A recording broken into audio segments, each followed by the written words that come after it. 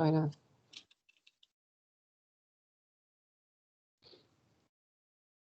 Ooh, an instructional coach. Wonderful. Happy you're here. All right, I think I'm going to get us started. Welcome, everyone. We're, again, so happy that you're here.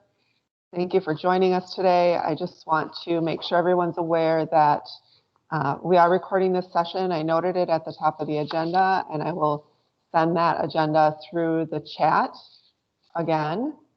Some of you have noted that you're not familiar with Teams, so the tools should be either located at the top or maybe at the bottom. It depends on what version maybe of Teams that you have.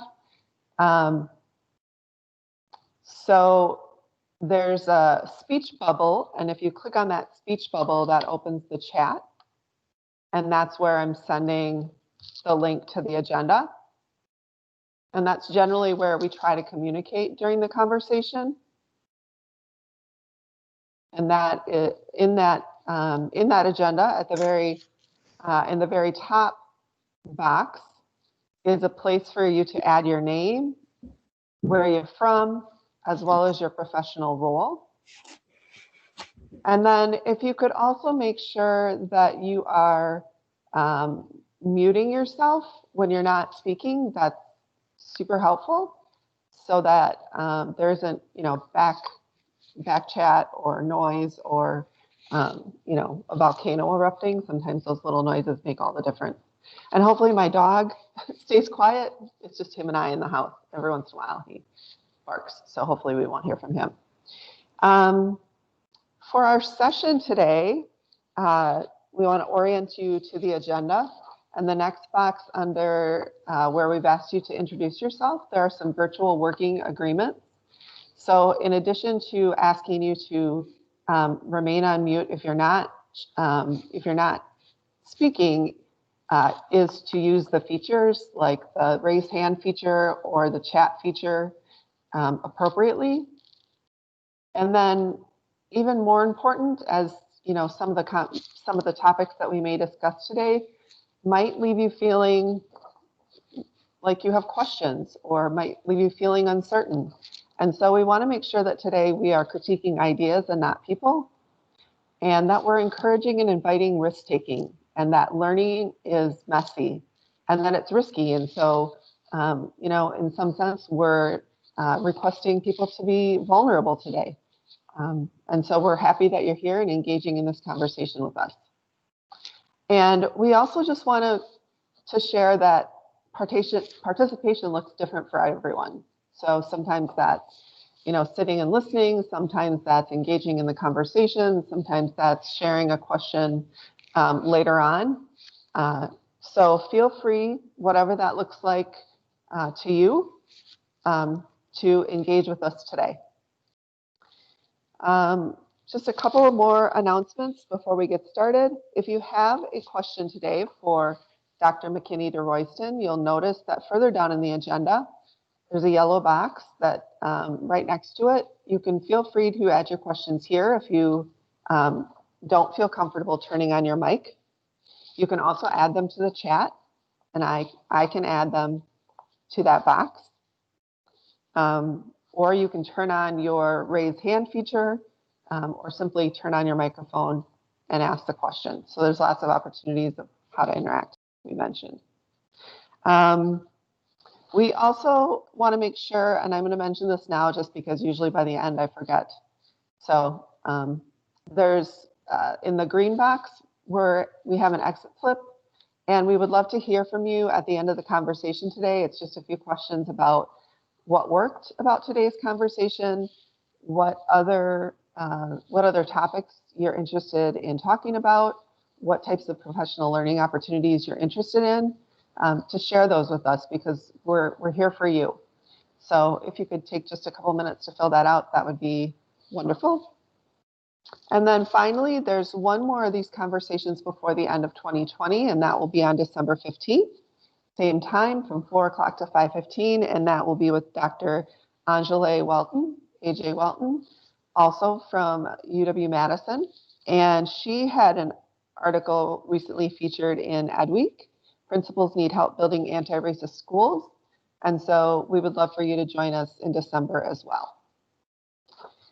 So now, it's with great pleasure that we welcome today Dr. Maxine McKinney de Royston as our guest.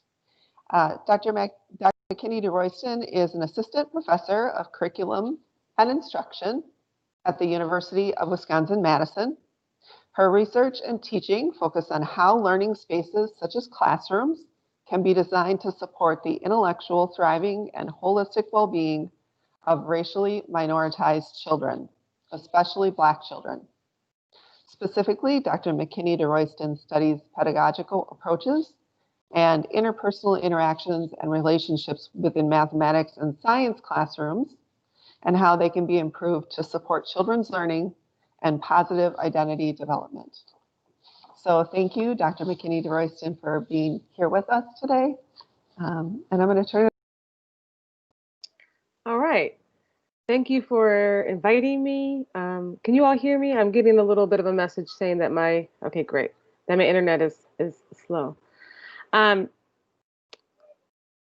happy to join you all today from Madison, where it is getting dark at like 4 o'clock today. So that's a little sad thing that happens, but it is part of what we do in the winter. And I think the way that Sandra and I talked about today is that I would open up with a few words of introducing myself, a couple of ideas, and that we would really spend the bulk of our time together really talking and engaging in a rich conversation. And so I hope that is what we're able to do. I'm going to try to share a couple of slides just by way of introduction. And as I'm not very familiar with Microsoft Teams, it is giving me these series of system preferences to engage in, which I'm not sure why that is. And I'm going to try to make that go away and then share the slides. So let's see if that works.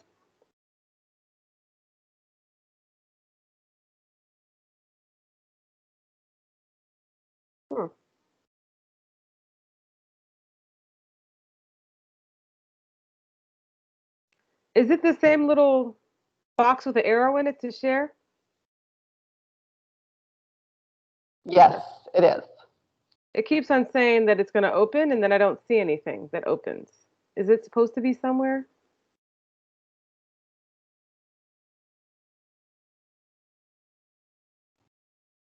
You should just be able to open that. Yeah, I click on the open share tray. I'm sorry, everyone. I click on open share tray, and it says okay, and then it says close share tray, but I don't see the actual tray. So it's somewhere. Yeah, because mine gives me a bunch of options. You want to share it with me? That's what I'll do. Is I'll email it to you, and then I can share it. Absolutely. So while I do that, I'm just going to start with what I was going to say, which was I wanted to just give you a sense of who I am and why I engage in this work. And so, as Sandra mentioned, I am an assistant professor at UW-Madison, and I'm in the Department of Curriculum Instruction, which basically means that my work consists of teaching teachers and doing research on teachers and on schools. And how I came into this work, honestly, was having been a learner in schools, in K through 12 schools, in predominantly Black schools, in predominantly urban environments, and seeing that there were a lot of people around me who I thought were fundamentally brilliant and helped me learn lots of things. And then when I went off to college, in at a predominantly white college, I noticed that a lot of those kinds of those friends and those colleagues from when I went to high school and middle school and elementary school, they didn't go on to college, right? They didn't go on to places of higher learning. And it wasn't because they weren't brilliant. And it isn't because that everyone has to go to college. I don't actually believe that. But it didn't seem like it was an option for them. And it was that they were not positioned as learners in the spaces that we were in high school, even though the things that they said and did seemed to me to be quite brilliant. And when I was in college, predominantly white college, most of my classmates were white and were affluent. The kinds of conversations that we had in those spaces, I felt like were conversations that I had already had with many of these brilliant folks who never made it to college. And I started to wonder, why were some people in some learning spaces and not others? Why were some people viewed as brilliant or as learners and not others? And it really raised a lot of questions for me that I carried through college and then into my early career, where I actually was in the Peace Corps and did a lot of teaching abroad. And being abroad, I saw these same kind of interactions happening where certain kids from certain communities were treated as if, you know, they were brilliant, and certain kids from other communities were treated as if they really had nothing to offer, or if they weren't, they didn't value education, or they weren't there to learn. And so I saw this pattern play out over and over again, no matter where I taught, no matter where I was. And it always confused me, um, because I thought the function of schooling, the function of getting an education, was really to honor the brilliance of children, no matter where they come from, what community they come from, and was really to sort of grow them and support them to their highest potential. And what I noticed in schools around the world, but in reflecting upon my own experience within schools in the United States, was that was actually rarely the case. And that really confused me. And it was really upsetting. And so I was actually in East Timor. And so this is back in some early 2000 year. I was in East Timor as a Peace Corps volunteer. And I had just come from teaching in the schools. And I was like, I need to figure this out. I need to study what is going on in classrooms and schools, that we take perfectly wonderful and brilliant children and they're not able to engage in learning that actually helps them meet their highest potential. What is going on in classrooms? What is going on in schools? Because I fundamentally didn't believe that there was anything wrong with the child. And as I came to learn, that is not actually the approach that a lot of places take. There's actually a presumption that there's something wrong with children, there's something wrong with communities, there's something wrong with families, and therefore the problems are viewed as resting within those groups, right? Problems are rested within children, within families, and within communities. The problem of not being able to learn, the problem of not being able to succeed, is with the children, with the families, and with the communities, and not in the structures and systems that we create of schooling. And that to me seemed off because that was not connected to the experiences that I had. That wasn't connected to the way I understood children, families, and communities.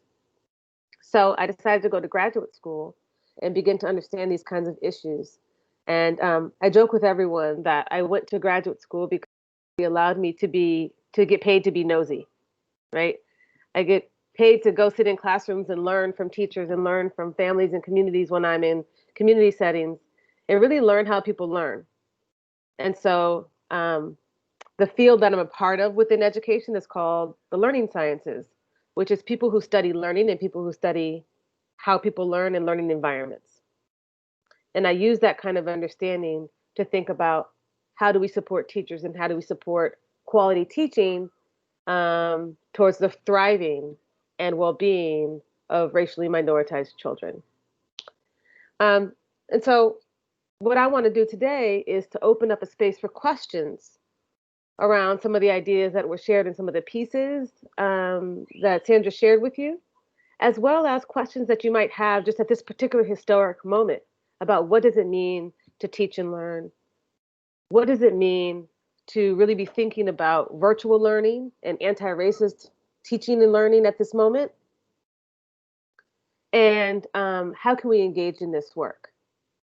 And so I hope that this is a conversation. I really invite you to ask any questions. I invite you to challenge my ideas. And I want to open up the space to the idea that there's really no bad question. There's no stupid question or simple question, right? They're often all good questions. So some questions that I hear sometimes as like stupid or simple are like, well, what do you mean by anti-racist? Or what is race? Or what do we mean by learning? Those are actually the fundamental questions. Those are the deep questions that we need to be asking. So I want you to invite you to ask any question that comes up, rather than sort of censor yourself towards asking like only really smart sounding questions, right? So please ask any questions that you want. And I think that Sandra's also presented a few questions for us in the agenda, and I'm happy to engage and answer those questions as well as to hear your own reflections about those questions. Because again, the hope is that we have a kind of rich conversation together. And Sandra, I don't think it makes any sense to share the slides at this point, but you have them and you're welcome to share them with everyone. Actually, they didn't come through. Oh, So well, then you don't have them. But I don't hopefully have at them. some point, my internet will come through and you will have them and you're welcome to share them with people. Okay, then I'll add them to the agenda. It looks like, and I apologize, please let me know if I'm saying your name wrong. It looks like Freedom. Is that correct? Has a question? Okay, go ahead. Feel free to turn your mic on and your video if you'd like. Is my video off? No, your video's on. I can see you. Okay. Now it is. I can see you too. Wonderful. Okay. Hello, dears. Thank you so much for being here and having this space and opening up for questions just conversationally. I am a restorative justice specialist in a public school here in Savannah, Georgia. We would be the first restorative practice in a school here in the Deep South if our program becomes successful. And right now, we've hit a block with the administration. Once we started doing the groundwork, really before we even got to like holding circle spaces and things like that, it seemed like as soon as we started to ask questions in a certain way and like kind of presenting our way of restorative work as far as it being rooted in Indigenous values and practice, people started to get skeptical, and the principal really started to try to turn, and did turn, like the administrators against us. And so my question is, how do we get, and I feel like some of the resistance came up when we started to try to let them see themselves and the institution that they work for and its violent and harmful history to Black youth.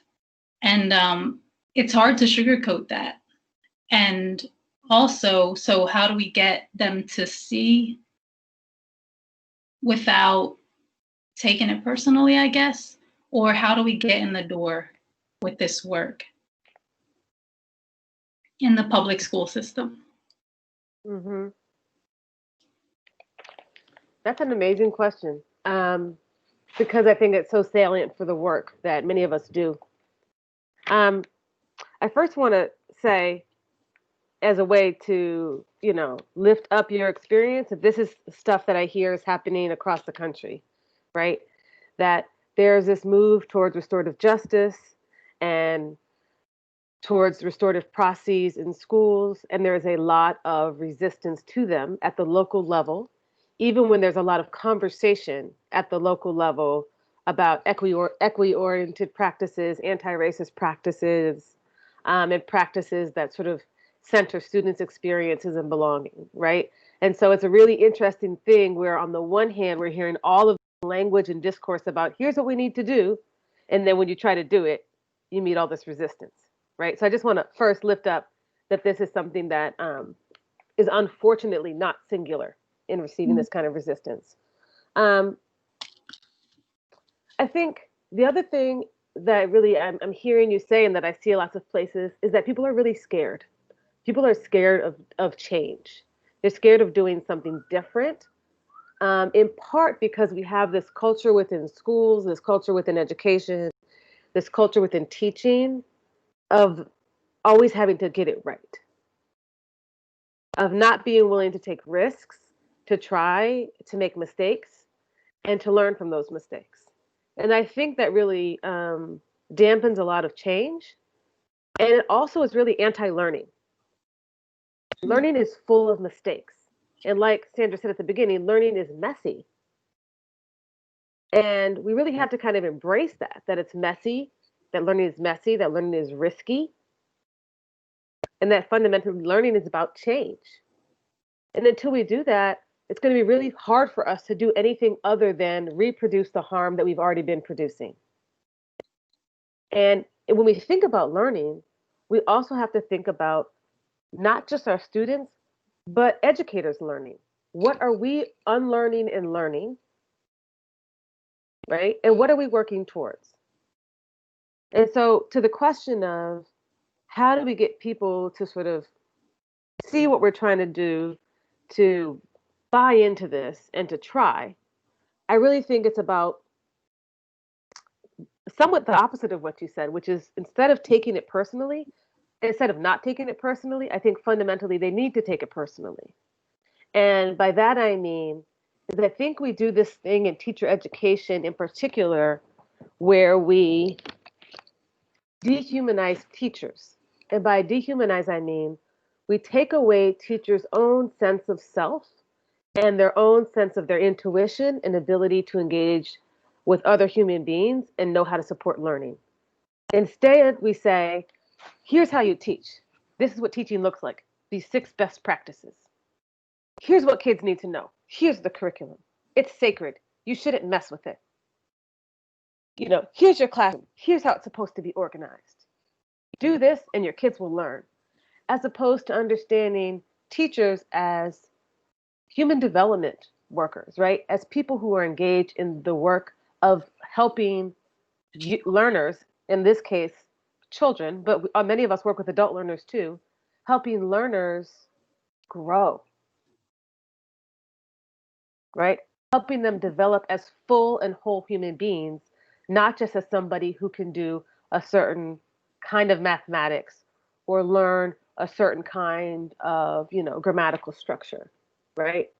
And I think if we took teacher education as a humanizing endeavor, as an endeavor where we understood that teachers are also whole people, they have personalities, they have certain kinds of styles, they have their own intuitions, and we supported that, then we could get to a place where they could see themselves in relation to children as human beings rather than in these authority power relationships of, well, I'm the teacher, you're the learner. I therefore have to have control of this classroom. I have to control the knowledge. I have to control the interactions, as opposed to we're 2 people in this space. I have something to give, you have something to give. And there's some things that I'm set up to be able to do as the adult and developmental partner in this space, and as somebody who has some forms of knowledge that we think are important for you to learn. But that's a very different power dynamic than exists currently in classrooms. I also think if we think about teaching as humanizing in this way, what it does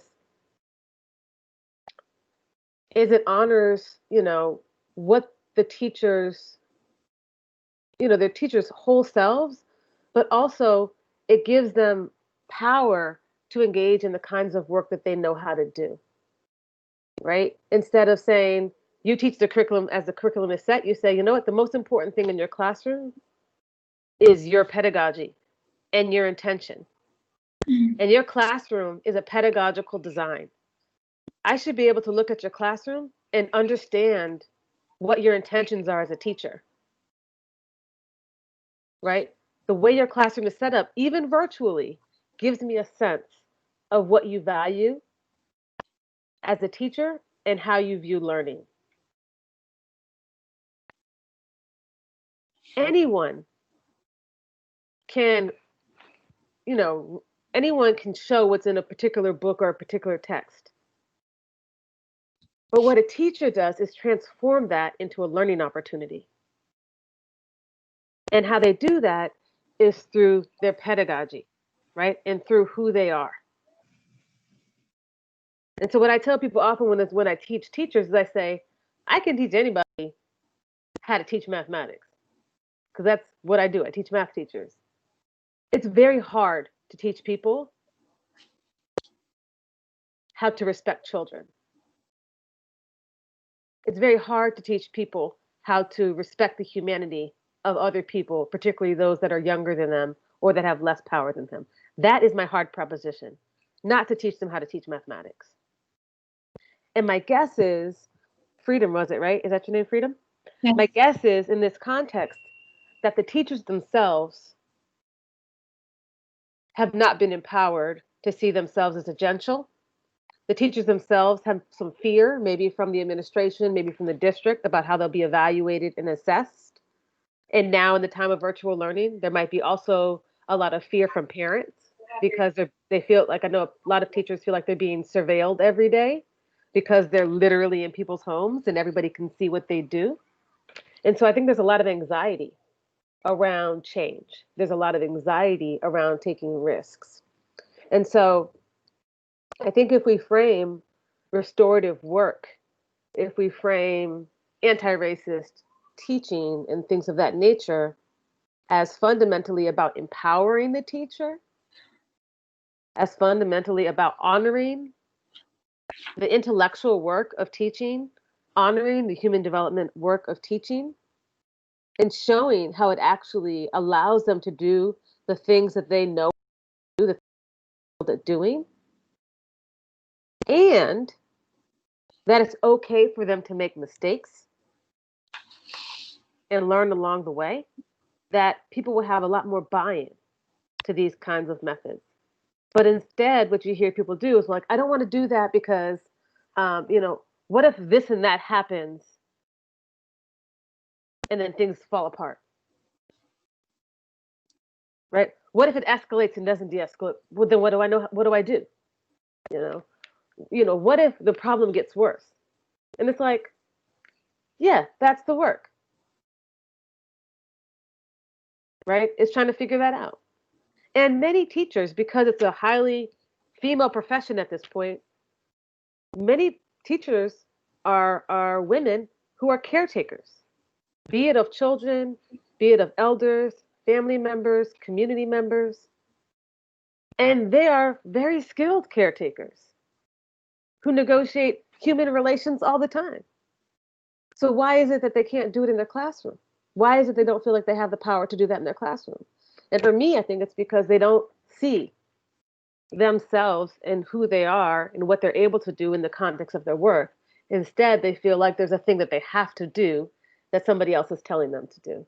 It's a little bit of a long answer, but that's honestly a lot of how I think about it. Thank you. Thank you, Maxine, and thank you, Freedom. What a powerful question. And Dr. Barker mentioned this in the chat as well, that Dr. McKinney de Royston's article in the CAPN is linked in the agenda as well. Rethinking Schools, Rethinking Learning.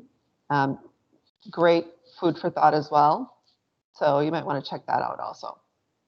Steve had some thoughts that he also had a similar experience and had some thoughts and perhaps a question that he was interested in sharing as well. Go ahead, Steve. Thank you. Can you hear me?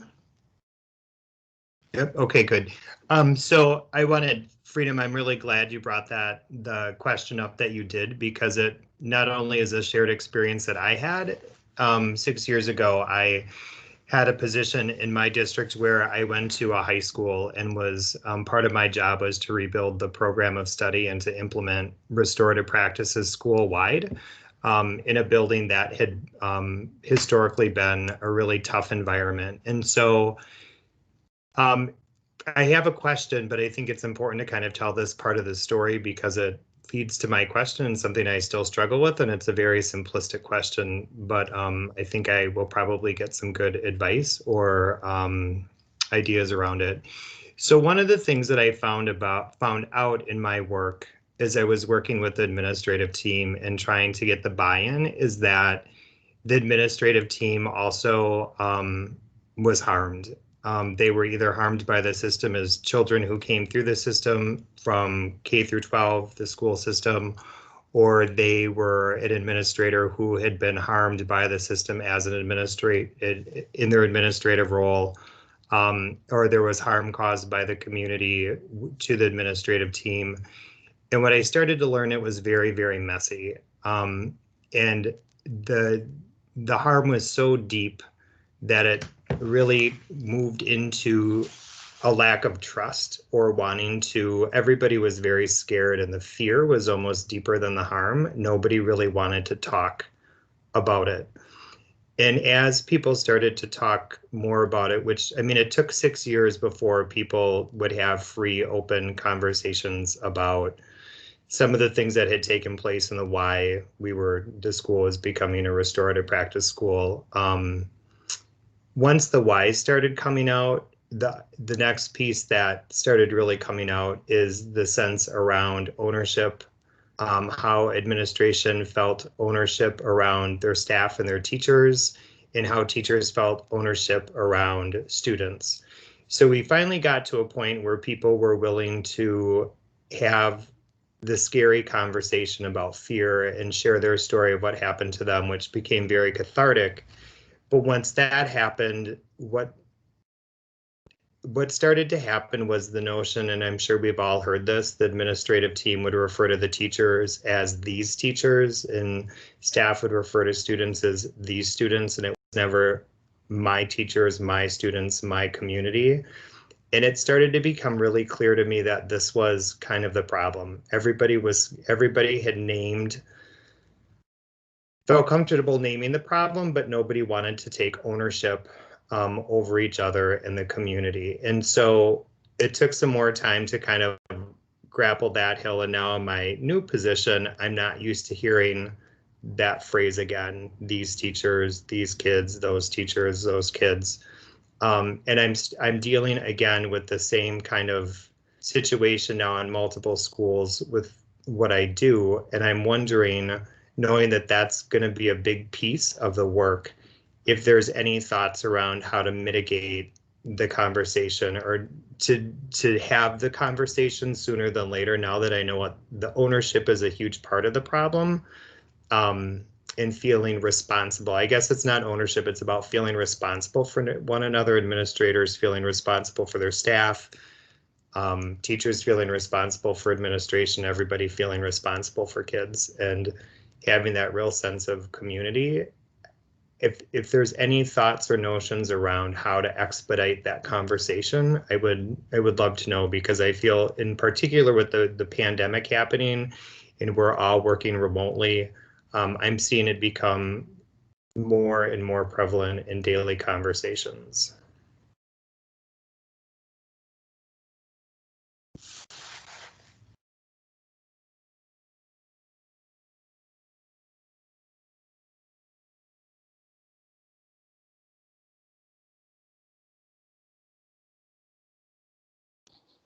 Maxine, I think you're muted.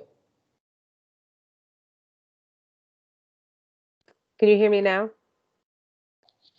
That's hilarious, because I was saying, thank you, Steve. It was taking me a long time to unmute. And clearly I was still muted.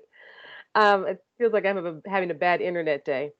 I really appreciate that question and you trying to contextualize the question within your experiences in a few different places. Because I think that sort of richness of experience and thought that you have around these issues is really important to lift up and to help us think about this issue. And so there's a few things I wanna respond to. So I think your question is really trying to ask around, how can we engage in these conversations more quickly rather than the 6 years it took to get there, right? And I feel like in your question you provide some of the answers. So what it seems like you figured out over time was that fear and harm were big issues in the community. And by the community, I mean the educator community at the school. And so having that kind of knowledge and understanding moving forward is invaluable, because that means that people are having an emotional response to what is being asked of them, and therefore we need to attend to that kind of emotional response. And often what we do in professional settings is say, well, this is just good practice, this is what's being asked of us, let's do it, as opposed to attending to the fact that there's an emotional response to something and figuring out how to get underneath that so we can actually work together. And this is kind of what I was getting at earlier about thinking about teacher learning and trying to humanize teachers, is that, as educators, we're human beings too, right? Fear and harm matter to us.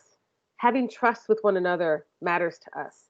Being able to be vulnerable as learners and to recognize that we may have been engaging in harm as well as that we have been harmed matters to us. And so we have to create the kinds of professional and work and learning environments that allow us to recognize and acknowledge those things. And it doesn't mean that always has to be publicly acknowledged, right? It doesn't mean that you always have to have a circle where everybody tells their life story to each other, because you may not want to do that. You may not want to share those stories with your coworkers, but it should be the place where you at least feel that those things are honored, and that you feel like you can speak to that kind of perspective that you have and bring that into your work should you choose. And so getting underneath the kind of the why, and this gets back to the freedom questions, like the why of the resistance, right? The why of the concerns. And so here's a couple of ways that I try to do that. And I do a lot of professional development with teachers. I don't like to do 1 hour and 2 hour professional developments, but people do ask me to do those. And the reason I don't like to do them is because there's not the kinds of relational work in place for us to have deep conversations, and therefore for there to be deep learning happening. I much prefer sustained engagements. But nonetheless, that's what I get asked to do. And that's sometimes all people have time for. And so in those spaces, what I try to do is a few things. Like, I'll have a question. I always ask questions about, what are we trying to do here? What are we trying to create? Or what are we trying to educate towards? What is a school learning environment that we're trying to develop or construct? And so whatever it is they've asked me to come and talk about or do, I try to center my question in that way. And I use their vision and their answer then to engage in a set of questions and activities. And usually one of those activities is a barriers and myths activity.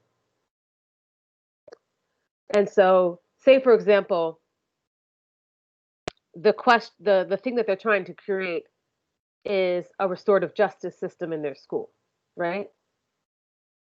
I would then say, why do you want to create that? And they would tell me the reasons why they want to create that. And I would say, okay, what are the barriers to us creating a restorative justice system in this school? And I ask them to be very honest. Like, your barriers could be like, we don't have enough funding. The barriers could be like, I'm scared because I've never done it. The barriers could be that there's not a curriculum and I need a curriculum. Like, whatever barrier it is, large or small, inconsequential or consequential. And by that I mean I'm offering up, like, value. If you have value judgments about it, let that go. Just throw on the page. And then they put all the barriers out there, and we begin to sort of categorize them. Like, are they institutional barriers? Are they emotional barriers? Are they, material barriers? Like, the resources don't yet exist. Like, what kinds of barriers are they? And then I begin to ask them, okay, are any of these barriers myths? And by myths, I mean, are they something that we can actually overcome, but we just haven't figured out how to? Or is it something that is actually unsurmountable? And at the end of the day, most of the insurmountable things are funding. But most of the other things are not insurmountable. They require work, they require energy, they require risk, they require a certain degree of political will, but they're not insurmountable. And so once that kind of becomes clear, then we think about, well, which now myths, because they're no longer barriers, which myths are we willing to try to tackle? Which do we feel like are within our power to try to unpack and to deal with? And then we can get to like the working group tables of like, how are we going to do it? And we can begin to, idea generate and say, okay, well, we're going to have these 3 people work on this part of the problem. We're going to have those 3 people work on that part of the problem. And I find that to be a really, really generative conversation to move us beyond the, but I can't, or well, what about this? And is that feasible? Because the feasibility question is always just a way to kill anything. Right? And so it takes away from those kinds of questions and say, we're in a space of envisioning and imagining possibilities. Feasibility is not on our radar. And then we can move towards unpacking some of those things and realizing they're really just myths and they're sort of barriers we construct for ourselves. Another thing that I often ask people to do is to think about what is their heart work. And what is their heart work is a question around why is it that you are doing what you do? What motivates you? What keeps you here? And why are you uniquely suited to do it? And I think that latter question of why are you uniquely suited to do it is honestly the best part of that exercise. Because as I was saying before, teacher education and teaching can often feel really dehumanizing. And we forget why we're there and what we have to offer. A third one, and I'll end with this, because I seem to be in the spirit of long-winded answers today, is I often do an asset map or community asset map with teachers. And so I do that in terms of within the building, as well as outside of the building, in the neighborhoods and communities surrounding the building, or whatever the complex is for the school, because some schools have more than one place-based location. And I open up the idea of what we mean in terms of assets and resources. And so I try to say, what are the pedagogical resources that we have? What are the emotional resources that we have? What are the material resources that we have? What are the linguistic resources that we have? And I often build off of this notion by Tara Yoso, who has a beautiful article around community cultural wealth. And she talks about the different kinds of resources or capital that we have that we don't pay attention to. So she talks about linguistic resources, aspirational resources, community engaged resources. And so she really expands the notion of resources. And when we kind of do this asset-based map, people begin to see, where we thought there was a desert, there is in fact an oasis. And so what do we do with that? Now that we have all of this stuff, are we using it? Are we tapping into it? And how can we do that, right? How can we tap into it towards the things that we seem to want and seem to want to do? Hopefully that's helpful, Steve.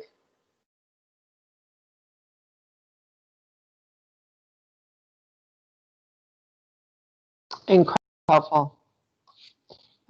Thank you so much for asking the question, Steve, and thank you for such a thoughtful response, Maxine. What other questions do you have? Or perhaps it'd be a great time to dig into one of the questions that we spoke about before today, Maxine. Sure. I'm going to go look at the Google Doc. Are there any questions on the agenda? There are not at this time. Okay. All right. I'm going to do my Dora the Explorer together, look around, blink, give people a chance to ask a question or put one in the chat for a few seconds. And if I don't see anything, then I'm going to go into the questions for today. So I think some of the questions, I don't see anything, but I see a lot of head nods, which means maybe we should just plunge forward. Let's do that. Mhm. So the guiding questions that we had for today are, and we're going to put them in the chat because then it's easier for me to see too. Sure. I'm old school. Like, I'm not great about toggling between 500 screens. It's hard to do that and attend to people's faces and expressions. And I might have, let's see. Oh, there. You did it? Yep, they're in Awesome. there. Okay. My internet's too slow and I couldn't get it done. All right. So, one of the questions is around what have we learned about how educators can support the learning and well-being of Black and Brown children? And how might understanding how to support them inform and improve our instruction for all learners? And I love this question because what it's doing is it's centering us away from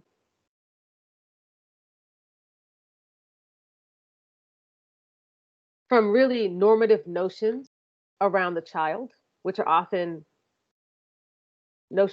ideas about learning from white, middle class, highly Eurocentric communities and children and families, and instead centering the students in our classrooms who are often most minoritized, right? And I think underneath this kind of question is if we know how to support the most minoritized of us, and notice I didn't say least of us, I said minoritized of us, then how can that be good for all of us? And I use the term minoritized instead of minorities because the term minority kind of creates an individuated idea that a person is a minority, that they're less than, that they're inferior, as opposed to the notion of minoritized, which means that the sort of system, the structure, and the history of this country serve to oppress and minoritize individuals and communities, right? So it provides a structural analysis of what kinds of oppressive forces are happening versus pathologizing or showing that there's some kind of damage with individual people or individual groups of people. So I want to push us to be very precise with our language. And I actually think that Steve's question also was pushing us to be precise with our language, because in his case, we were seeing a lot of deficit language being used. These people, those kids, right? And if we're precise with our language, we can begin to understand what it is that people are saying and what is underneath the things that they're saying, right? So if we begin to understand how we can support Black and Brown children, then that can help us think more broadly about what needs to be done in classrooms and schools. And so, for example, what we know about Black and Brown children and how to support their learning is that we need to understand them as whole people. And by whole people, what I mean is shifting our language from always students or learners to children. The language of a student means that there's somebody there to learn, but kind of the identities of who they are, where they're at developmentally, all of that kind of gets lost.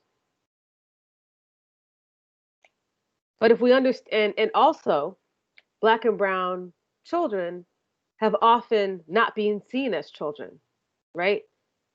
Their behaviors, their ways of talking and being have often been adultified, seen as those of adults, as well as criminalized. And always seen as something that needs to be disciplined, something that needs to be changed or constrained. And so identifying them as children also is a move to try to honor the fact that they are in childhood. and that we need to understand their behaviors as such. And that doesn't mean you infantilize them and like say, you know, they don't know anything, they don't know any better. It means that they're children. And so if a 10-year-old lies to you, that's a very 10-year-old thing to do. If a 10-year-old screams and yells at you, like mine just did, if anybody heard the yelling behind me, that's a very 10-year-old thing to do. Because what? Because they are moving from middle childhood to adolescence. They're learning about themselves. They're learning how to manage their emotions. And they're learning how to communicate those emotions. That also sounds like a lot of adults I know, right? And so if we honor that, that's happening for all children and happening for Black and brown children in the context in which they're not allowed to have a childhood, where they're not seen as having those kinds of developmental experiences, that opens us up to be able to have a broader view and a broader set of practices to support the learning and well-being of children. And also, when we think about Black and brown children, fundamentally, I think we begin to think about race, and we begin to think about class, and we begin to think about a lot of other things that when we look at white children, people act as if it doesn't exist for them, which it absolutely does. White children in most schools are receiving culturally relevant instruction. They're receiving instruction that is culturally relevant to what they already know. But it's also not culturally relevant because it's only to one culture, right? And Black and brown children are not receiving culturally relevant instruction because it's not relevant to what they know, what they've experienced. It's not honoring their cultural competencies.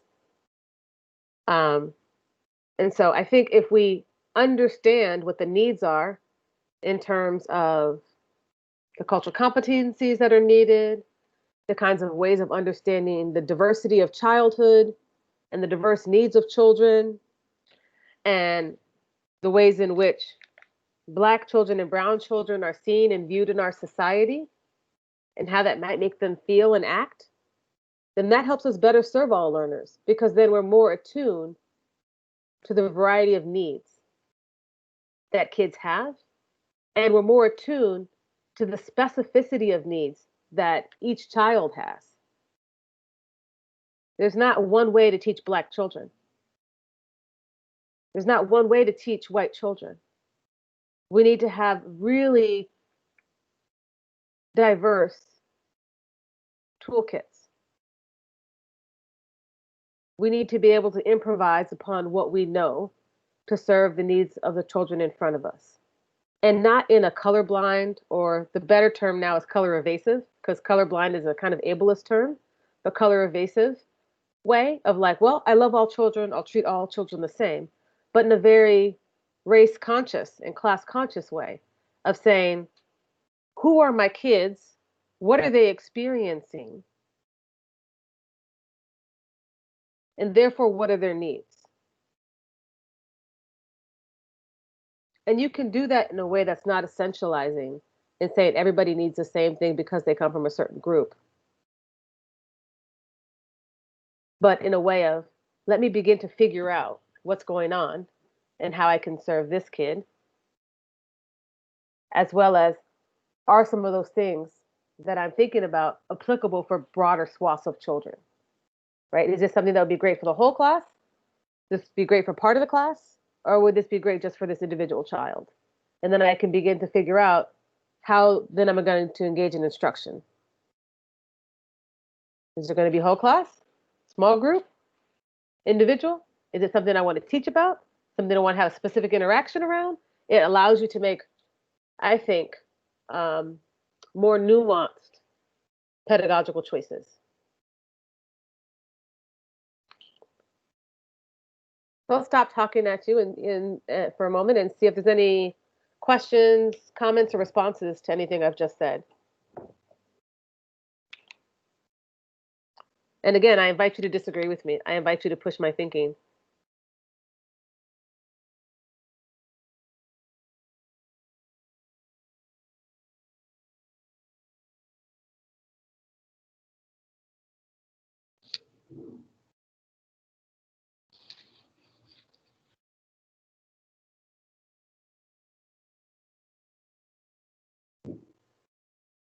Maxine, I'm curious to hear your thoughts on, and we've talked about this some already, but the opportunities that exist right now during this.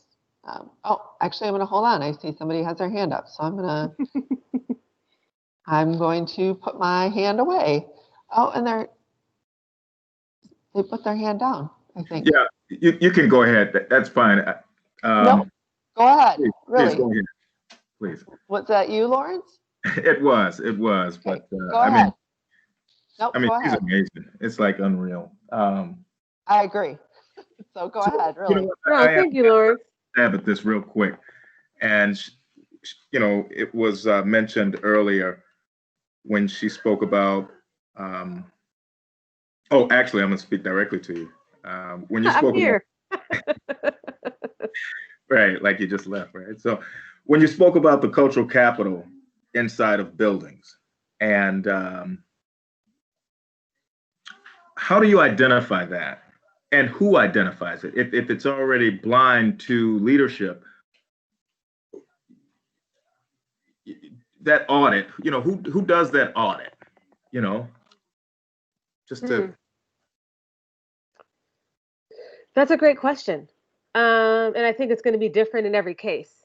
It might be that you have somebody in the building who has the capacity to lead that kind of a conversation.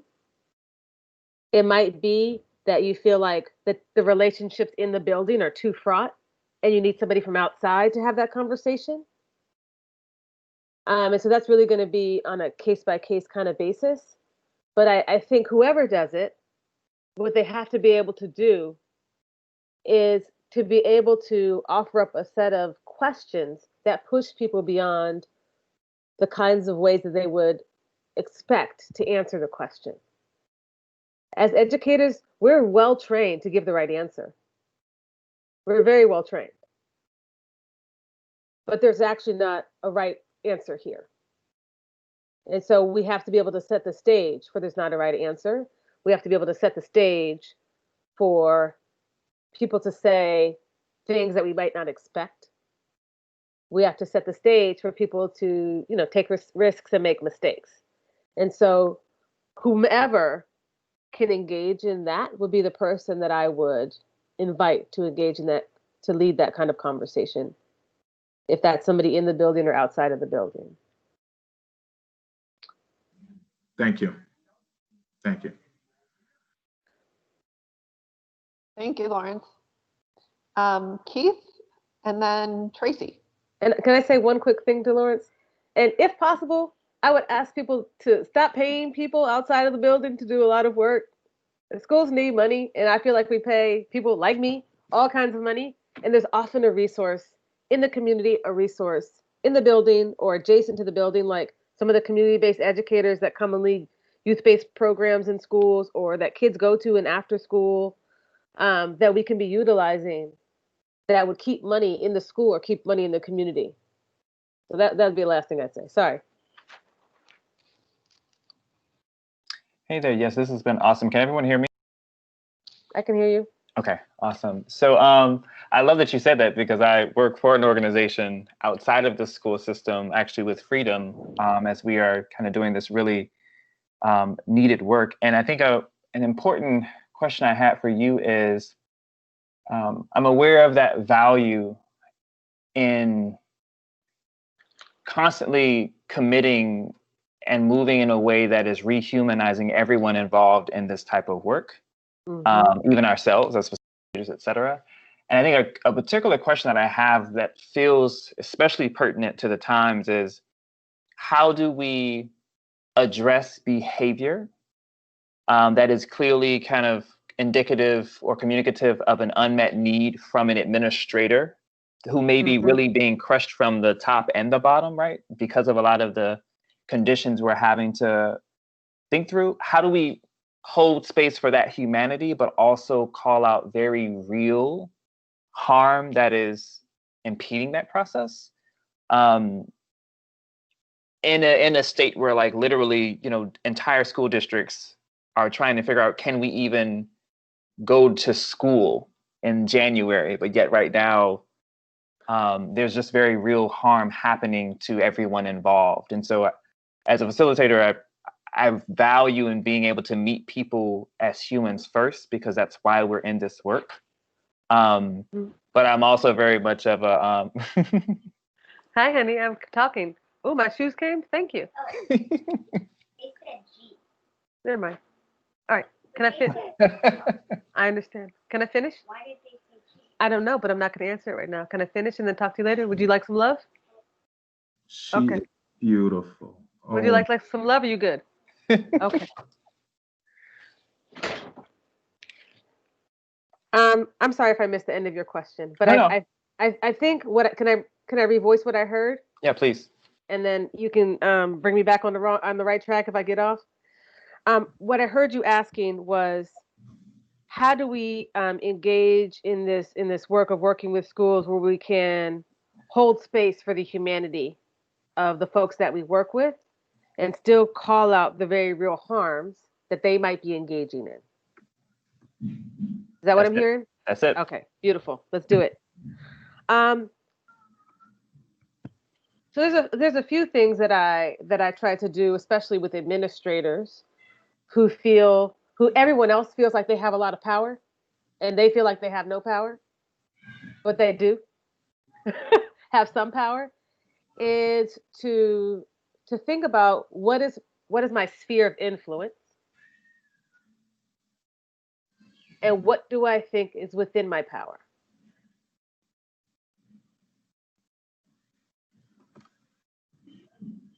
And then I go through a very similar thing where I go with the barriers and the myths. Because people put a lot of barriers up, and then you realize that some of those are actually myths. Like, well, I can't do this because central office said that. And you're like, okay, where does it say that? Is that a rule? Is that something you heard from somebody? Is that something you're scared of?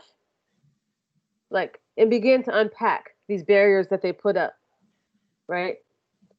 I think another question that I often ask, beyond their sort of sphere of influence, is, what is their theory of change? And by that, I mean, how do they see change happening? Who do they think needs to be involved in the change?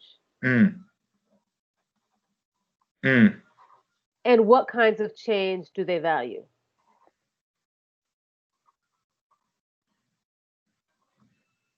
And in having those kinds of questions and hearing their answers, I really push them to think about if it's well suited for the thing that they're trying to do. Or is it better for somebody else to hold that work? Because one of the things that we needed to be able to do as a leader is not just listen, but to delegate. And maybe you're not the person to do the work. Maybe somebody else is. And that's okay. That's important to acknowledge.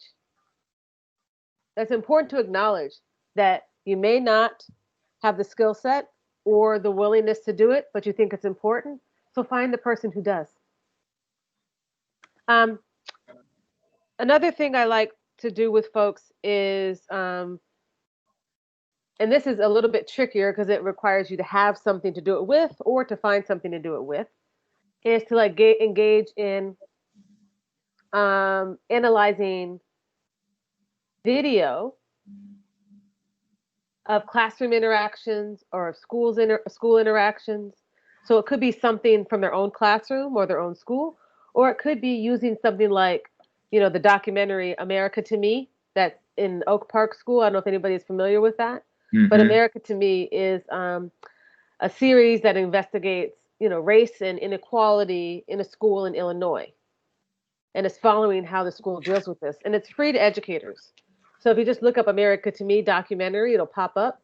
And if you have an ID at, an educational institution, it's free to you.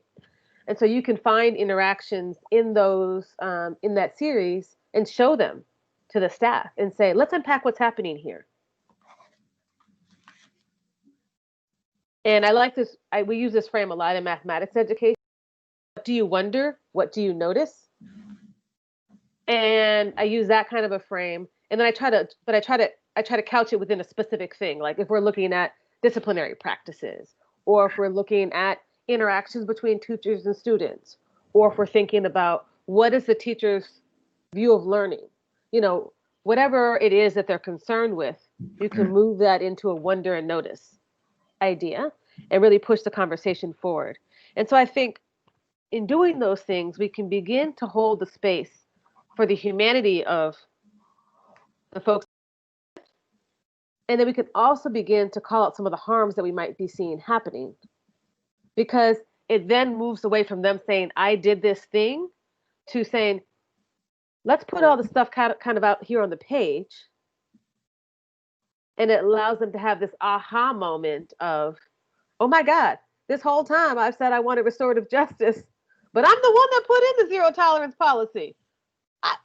Should I undo that? Was that, it allows them to have that moment of discovery about something they might have done or thought or said, and the impact of that, rather than finger pointing and blaming, which gets everybody all in their feelings, and then you're not going to go anywhere from there. And then finally, the last thing, I would offer up, and this is something you're very familiar with, I'm sure, as a community-based worker, is having conversations around intent and impact. And really pushing people to realize that those things are often misaligned.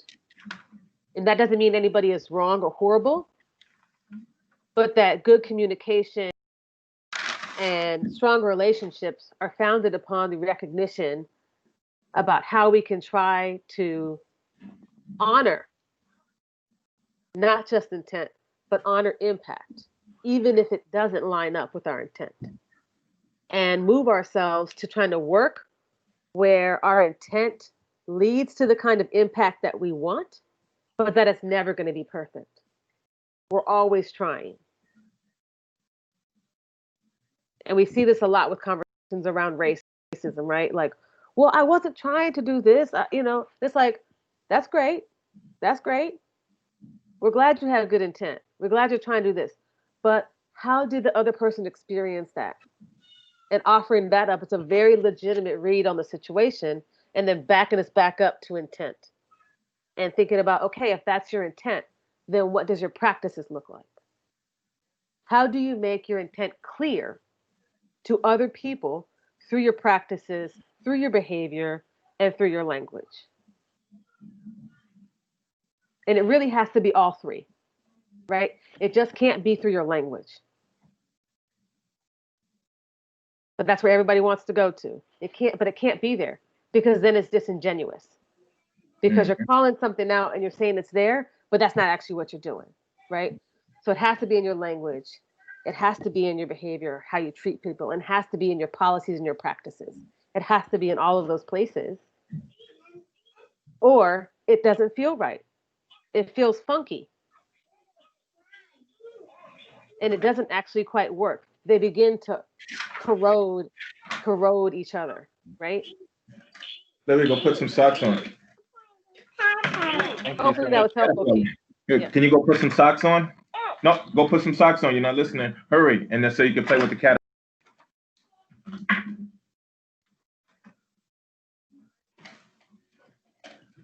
We are almost out of time, but I think Tracy has one. I think we have time for one more question. Tracy? Yeah, mine's a pretty quick question. You can hear me? Yes. Hi, Yep. Tracy. Thank you. Hi, how are you? Thank you Good. for doing this. I always love listening to your wisdom. So I really appreciated your comments about adultification of Black and brown children and the language that we use when we say adultification is a problem, and also sort of the dehumanization that happens when we use language like students, learners, scholars. And so the children feels like a rehumanizing of that process, and also a reminder, right, that we are, as teachers, we are working with children. And Yet as a high school teacher, I come into that conflict of children seems to be diminutive at some points too. So can you speak a little bit more to that language?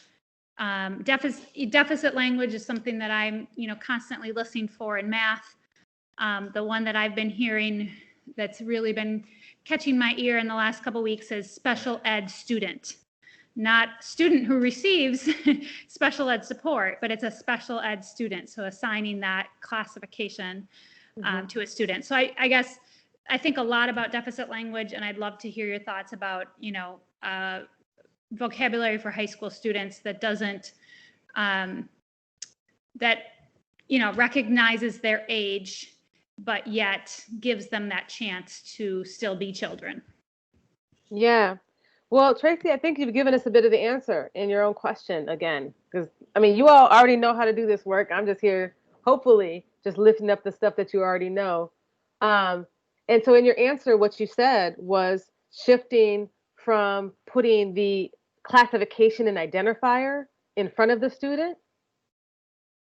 to moving it to a verb, right? So to a noun, student who receives special ed services versus special ed student, right? Or student who is struggling with a particular idea versus a struggling student, right? And just that small move makes a world of difference in terms of how we understand people, right? It moves us from labeling and classifying children to trying to understand the process that is happening or the thing that is being talked about, right? And we can do that with almost any concept in term, right? Instead of saying, English language learners, we say students who are learners of English, right? Yeah, because my really long response when people say accelerated students is students who happen to perform well on our biased assessments in the past. Right, or students, right? Or students receiving accelerated curriculum Services, right? Yeah. Engaging in accelerated classrooms, right? Right. And I think there's ways that we can do it that are shorter and longer, but I don't think we should shy away from the longer, because part of the thing is that we've used these labels because they're quick to say without realizing we're then positioning students in a particular type of way, categorizing and classifying students in certain kinds of ways that carry with them, not just on their transcripts or on their IEPs or on the notes that we have about them that get shared across teachers and across grade levels, but in the minds and the hearts and the feelings of those children.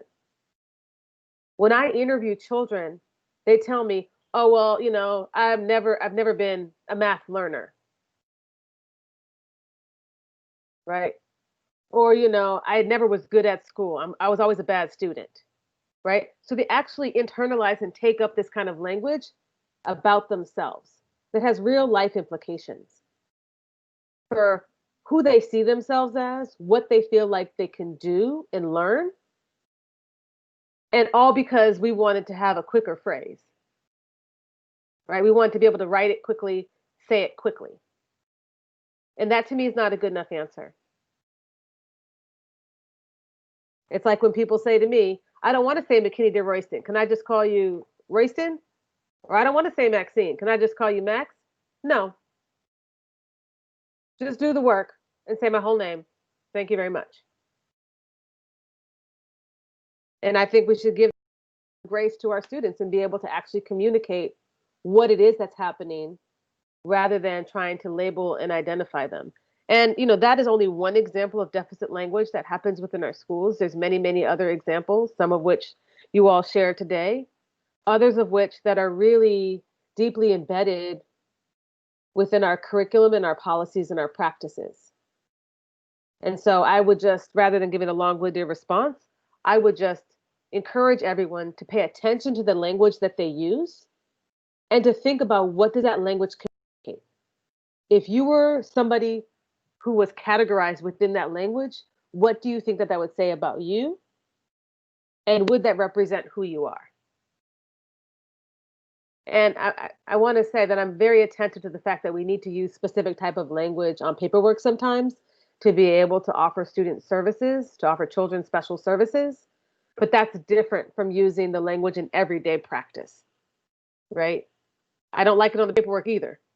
But if a student's not going to get a service because I refuse to use a particular term, then I might make a decision at that moment whether or not to use that particular phrasing.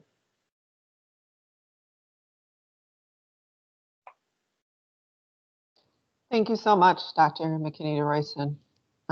It's been, there's been so many comments in the chat about appreciating, yes, Lawrence, revise the paperwork. Yes, Lawrence, revise the paperwork. Yep, totally agree. Thank you, everyone, for being here with us tonight. Thank you, Dr. McKinney de Royston, for such a valuable hour and a half. I think I could listen to you all evening. Seriously, I could.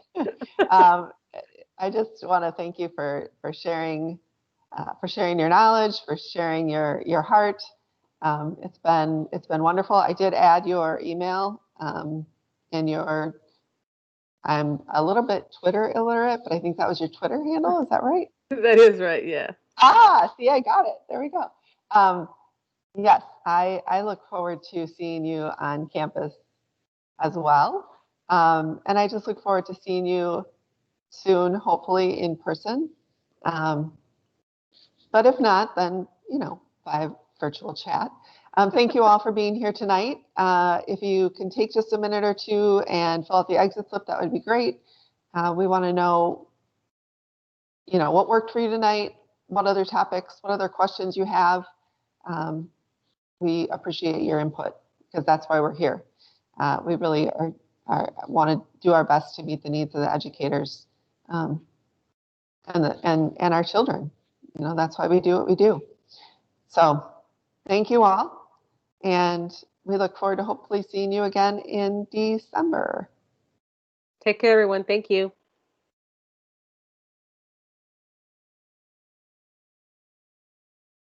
In facial, I just had to say goodbye to you. Goodbye. Goodbye. Thank you. All right.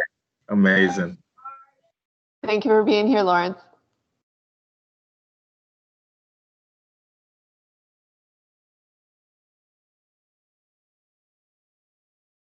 Bye, Sandra and Maxine. Thank you so much. Bye. Bye, Lisa.